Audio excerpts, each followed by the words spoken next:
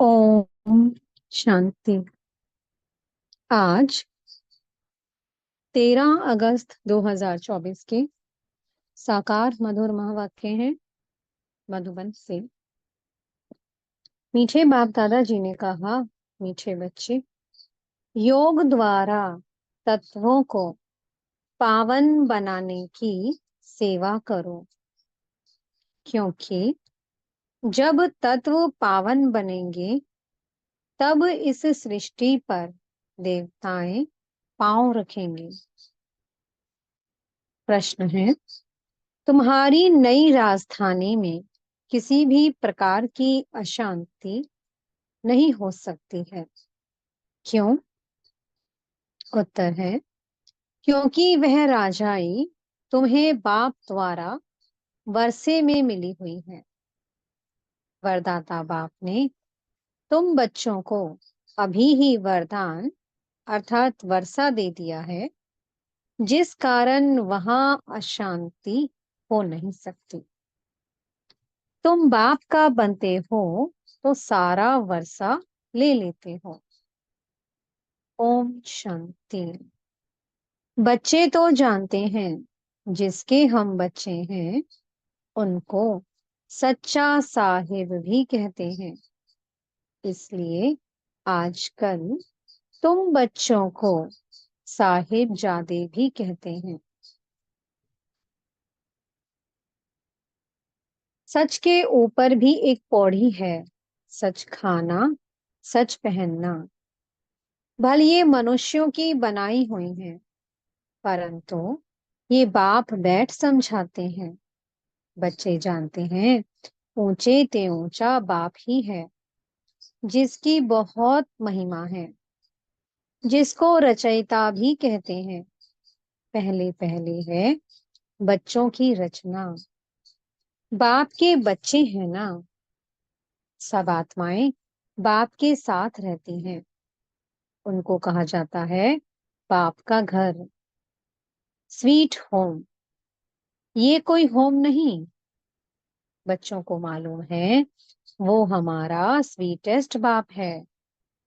Sweet home है शांति धाम। फिर सतयुग भी स्वीट होम है, क्योंकि वहां हर घर में शांति रहती है।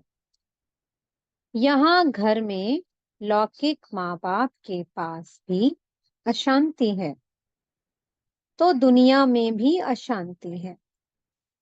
वहां तो घर में भी शांति, तो सारी दुनिया में भी शांति रहती है। सतयुग को नई छोटी दुनिया कहेंगे। ये पुरानी कितनी बड़ी दुनिया है। सतयुग में सुख शांति है, कोई हंगामे की बात नहीं, क्योंकि बेहद के बाप से शांति का वर्षा मिला हुआ है। गुरु गोसाई आशीर्वाद देते हैं, पुत्रवान भवा, आयुष्मान भवा। ये कोई नई आशीर्वाद नहीं देते हैं। बाप से तो ऑटोमेटिकली वर्षा मिलता है। अब बाप ने तुम बच्चों को स्मृति दिलाई है, जिस पारलौकिक बाप को भक्ति मार्ग में सभी धर्म वाले याद करते हैं जब दुख की दुनिया होती है। ये है ही पतित पुरानी दुनिया। नई दुनिया में सुख होता है, अशांति का नाम नहीं। अभी तुम बच्चों को तो पवित्र गुणवान बनना है, नहीं तो बहुत सजाएं खानी पड़ेंगी।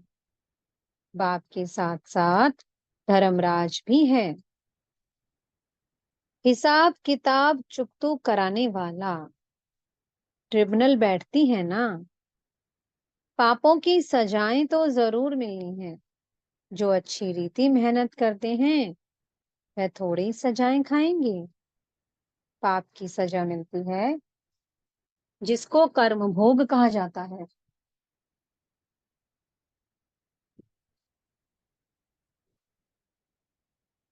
ये तो रावण का पराया राज्य है, इसमें अपार दुख है।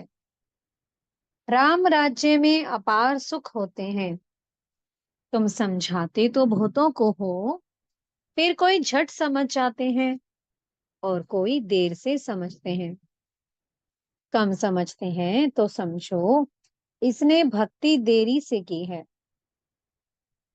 जिसने शुरू से भक्ति की है वह ज्ञान को भी जल्दी समझ लेंगे, क्योंकि उनको आगे नंबर में जाना है। तुम जानते हो हम आत्माएं स्वीट होम से यहाँ आई हैं। साइलेंस मूवी टॉकी है ना। बच्चे ध्यान में जाते हैं तो सुनाते हैं कि वहां मूवी चलती है। उनका कोई ज्ञान मार्ग से ताल्लुक नहीं है। मुख्य बात है अपने को आत्मा समझ बाप को याद करो। बस और कोई बात नहीं। बाप निराकार, बच्चे भी यानी आत्मा भी इस शरीर में निराकार है। और कोई बात ही नहीं उठती। आत्मा का लव तो एक परमपिता परमात्मा के साथ ही है। शरीर तो सब पतित हैं, तो पतित शरीर से लव हो ना सके। आत्मा भल पावन बन जाती है, परंतु शरीर तो पतित है। पतित दुनिया में शरीर पावन बनता ही नहीं। आत्मा को तो पावन यहाँ बनना है, तब इन पुराने शरीरों का विनाश होगा। आत्मा तो अविनाशी है। आत्मा का काम है बेहद के बाप को याद कर पावन बनना। आत्मा पवित्र है तो शरीर भी पवित्र चाहिए। वह मिलेगा नई दुनिया में। आत्मा भल पावन बन जाए। आत्मा को एक परम पिता परमात्मा के साथ ही योग लगाना है। बस इस पतित शरीर को तो टच भी नहीं करना है। ये आत्माओं से बाप बात करते हैं। समझने की बातें हैं ना। सतयुग से लेकर कलयुग तक शरीरों के साथ लटके हो। भल वहां आत्मा और शरीर दोनों पवित्र हैं। भल विकार में जाते नहीं, जिससे शरीर या आत्मा विकारी बने। वल्लभाचारी भी होते हैं, टच करने नहीं देते। तुम जानते हो उन्हों की आत्मा कोई निर्विकारी पवित्र नहीं होती। वह एक वल्लभाचारी पंथ है जो अपने को उच्च कुल वाले समझते हैं। शरीर को भी टच करने नहीं देते हैं। ये नहीं समझते कि हम विकारी अपवित्र हैं। शरीर तो भ्रष्टाचार से पैदा हुआ है। ये बातें बाप आकर समझाते हैं।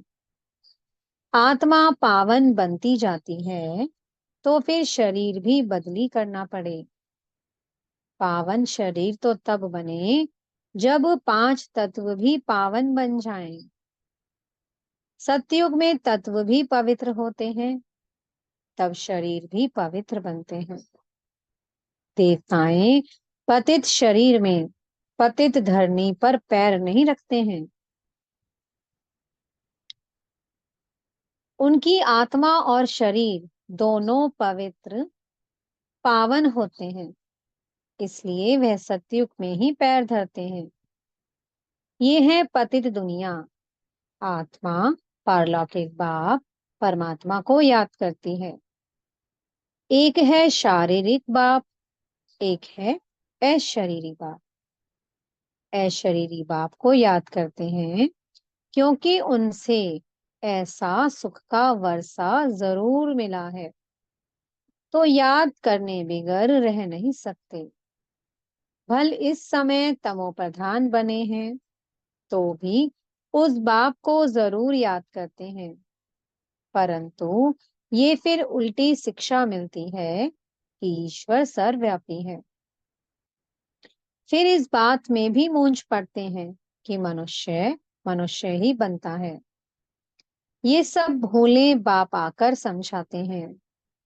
बाप एक ही मन मना भव का मंत्र देते हैं। उनका भी अर्थ चाहिए। अपने को आत्मा समझ बाप को याद करो। बस यही धुन लगी रहे, जिससे तुम पावन बन सकेंगे। देवताएं पवित्र हैं, अब बाप आकर फिर से ऐसा पवित्र बनाते हैं। सामने एम ऑब्जेक्ट रख देते हैं। जो बुद्ध यानी कि मूर्ति बनाने वाले होते हैं, मनुष्य की सूरत देख झट उनका बुत बना देते हैं, जैसे कि वह जीता जागता सामने बैठा है। वह तो जड़ बुत हो जाते हैं। यहाँ बाप तुमको कहते हैं, तुमको ऐसा चैतन्य लक्ष्मी नारायण बनना है। कैसे बनेंगे अब? मनुष्य से देवता। तुम इस पढ़ाई और प्योरिटी से बनेंगे। ये स्कूल है ही मनुष्य से देवता बनने का।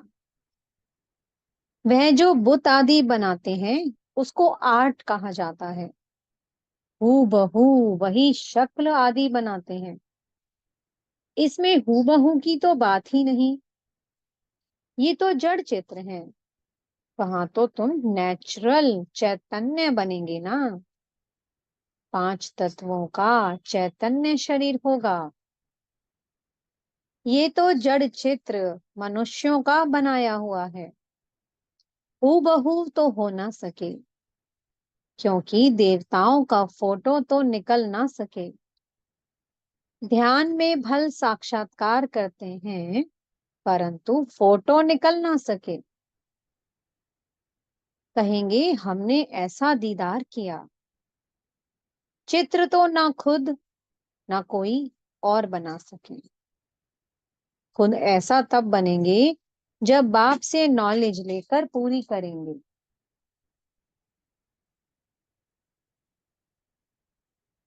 तब हूबहू कल्प पहले मिसल बनेंगे।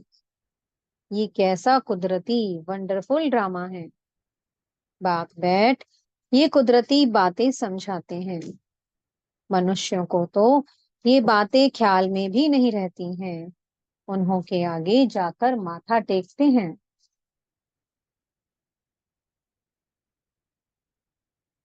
समझते हैं ये राज्य करके गए हैं, परंतु कब, ये पता नहीं है। फिर कब आएंगे व क्या करेंगे, कुछ पता नहीं है। तुम जानते हो, सूर्यवंशी चंद्रवंशी जो होकर गए हैं, वह हूबहू फिर से बनेंगे जरूर। इस नॉलेज से वंडर है ना। तो अब बाप समझाते हैं, ऐसा पुरुषार्थ करने से तुम सो देवता बनेंगे। एक्टिविटी नहीं चलेगी जो सत्युग त्रेता में चली। मीठे बाबा ने कहा, एक्टिविटी वही चलेगी, वही एक्टिविटी होगी जो सत्युग त्रेता में चली है। कितना वंडरफुल ज्ञान है। ये बुद्धि में ठहरे भी तब जब दिल की सफाई हो। सबकी बुद्धि में ये बातें ठहर ना सके। मेहनत चाहिए। मेहनत बिगर कोई फल थोड़े ही मिल सकता है। बाप तो पुरुषार्थ कराते रहते हैं। भल ड्रामा अनुसार ही होता है, परंतु पुरुषार्थ तो करना होता है। ऐसे थोड़ी बैठ जाएंगे। ड्रामा में होगा तो हमसे पुरुषार्थ चलेगा। ऐसे भी जंगली ख्यालात वाले बहुत होते हैं। हमारी तकदीर में होगा तो पुरुषार्थ जरूर चलेगा। अरे पुरुषार्थ तो तुमको करना है। पुरुषार्थ और प्रारब्ध होती है। मनुष्य पूछते हैं, पुरुषार्थ बड़ा या प्रारब्ध बड़ी? अब बड़ी तो प्रारब्ध होती है, परंतु पुरुषार्थ को बड़ा रखा जाता है, जिससे प्रारब्ध बनती है। हर एक मनुष्य मात्र को पुरुषार्थ से ही सब कुछ मिलता है।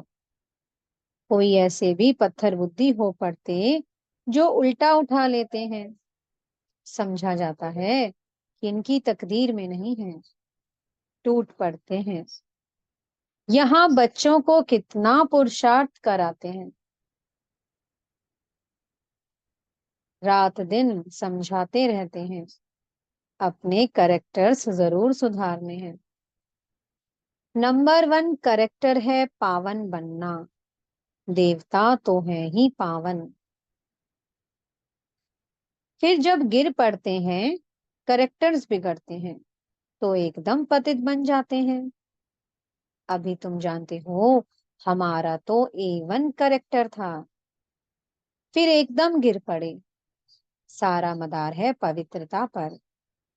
इसमें ही बहुत डिफिकल्टी होती है। मनुष्य की आंखें बहुत धोखा देती हैं, क्योंकि रावण का राज्य है, वहां तो आंखें धोखा देती ही नहीं।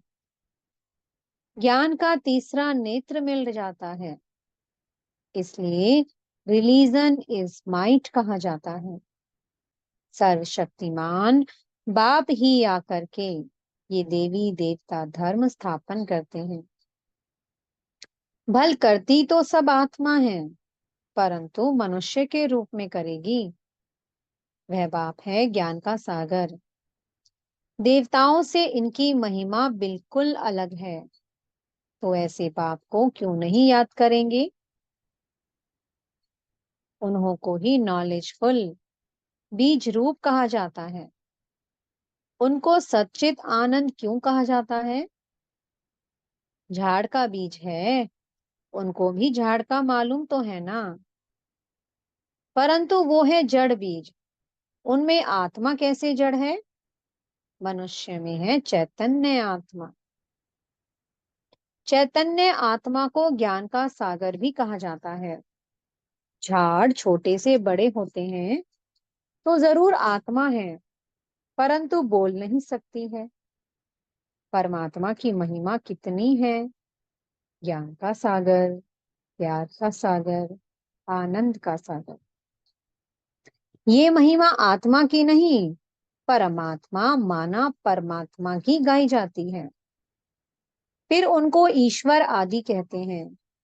असल नाम है परमपिता परमात्मा। परम अर्थात सुप्रीम। महिमा भी बड़ी भारी करते हैं। अभी दिन प्रतिदिन महिमा भी कम होती है, क्योंकि पहले बुद्धि सतो थी, फिर रजो तमो प्रधान बन जाती है। ये सब बातें बाप आकर समझाते हैं। मैं हर 5,000 वर्ष बाद आकर पुरानी दुनिया को नई दुनिया बनाता हूँ।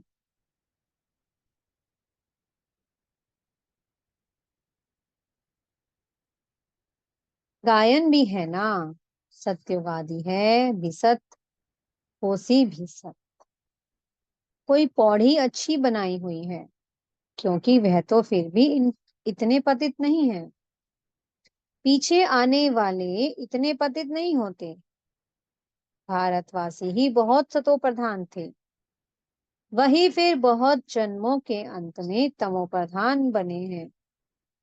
और धर्म स्थापकों के लिए नहीं, ऐसे नहीं कहेंगे। वह ना इतना सतो प्रधान बनते, ना इतना तमो प्रधान बनना है। ना बहुत सुख देखा है, ना बहुत दुख देखेंगे। सबसे जास्ती तमो प्रधान बुद्धि किसकी बनी है। जो पहले पहले देवता थे, वही सब धर्मों से जास्ती गिरे हैं। भल भारत की महिमा करते हैं, क्योंकि बहुत पुराना है। विचार किया जाए तो इस समय बहुत भारत बहुत गिरा हुआ है। उत्थान और पतन भारत का ही है, अर्थात देवी देवताओं का है। ये बुद्धि से काम लेना है। हमने सुख भी बहुत देखे हैं, जब सतो प्रधान थे, फिर दुख भी बहुत देखे हैं, क्योंकि तमो प्रधान है। मुख्य है ही चार धर्म, बुद्धिज्म, इस्लामिज्म, बुद्धिज्म और क्रिश्चियनिज्म। बाकी इनसे वृद्धि होती गई है। इन भारतवासियों को तो पता ही नहीं पड़ता कि हम किस धर्म के हैं। धर्म का मालूम ना होने के कारण धर्म ही छोड़ देते हैं। वास्तव में सबसे मुख्य धर्म है ये, परंतु अपने धर्म को भूल गए हैं।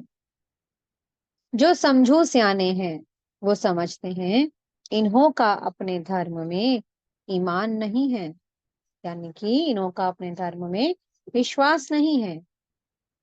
नहीं तो भारत क्या था, अभी क्या बना है। बाप बैठ समझाते हैं, बच्चे तुम क्या थे। सारी हिस्ट्री बैठ समझाते हैं, तुम देवता थे। आधा कल्प राज्य किया, फिर आधा कल्प के बाद रावण राज्य में तुम धर्म भ्रष्ट कर्म भ्रष्ट बन गए। अभी फिर तुम दैवीय संप्रदाय के बन रहे हो। भगवान वाच है, पाप कल्प कल्प तुम बच्चों को ही समझाकर ईश्वरीय संप्रदाय बनाते हैं। अच्छा, मीठे मीठे सी कीमतें बच्चों प्रति माता पिता बाप दादा का याद प्यार और गुड मॉर्निंग। रूहानी बाप की रूहानी बच्चों को नमस्ते। हम रूहानी बच्चों की मीठे रूहानी बाप दादाजी को बहुत बहुत याद प्यार गुड मॉर्निंग और नमस्ते। खाना के लिए मुख्य सार है। पहला पॉइंट, अपने दिल की सफाई से बाप के वंडरफुल ज्ञान को जीवन में धारण करना है। पुरुषार्थ से उच्च प्रारब्ध बनानी है, ड्रामा कहकर ठहर नहीं जाना है। दूसरा पॉइंट है, रावण राज्य में क्रिमिनल आंखों के धोखे से बचने के लिए ज्ञान के तीसरे नेत्र से देखने का अभ्यास करना है।